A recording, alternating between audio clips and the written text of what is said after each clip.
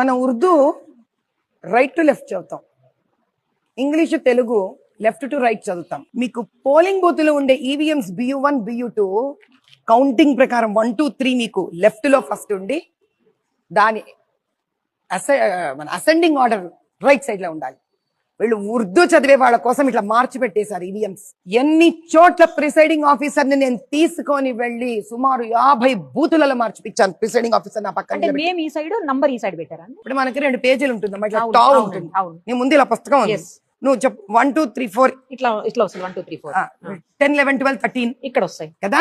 వాళ్ళు ఏం చేశారు 1 2 3 4 ఇక్కడ పెట్టి 10 11 ఓహో, ఈ నెంబర్ ఇటు ఈ నెంబర్ ఇటు. Okay, right. ఈవీఎం కూడా గల్లంతా చేశారు. ఓకే, పైగా నేను అడిగాను పాప ఒక చోట, వెరీ నైస్ ఆఫీసర్ ఓకే. అంటారు, అందరూ ఏం వీళ్ళలా ఉండరు. నాయన ఇది ఇలా తప్పు కదా నాయన పెట్టడం అని ప్రిసైడింగ్ ఆఫీసర్ ని పక్కన నిలబెట్టించి అడిగించా. ఏంటమ్మా పొద్దున్నే కరెక్ట్ సెట్ చేశాను కదా అన్నాడు ఆయన. ఆ పక్కన ముందుకొని లేదు సార్ మధ్యలో ఇంజనీర్లు వచ్చి ఇటు ఇటు ఉండకూడదు ఇటు ఉండకూడదు, ఇది ప్రాబ్లం ఏమో సరిగ్గా లేదు అని చెప్పి గుడగడ కూడా చేసేసి మార్చేసి వెళ్ళిపోయారు సార్ అని.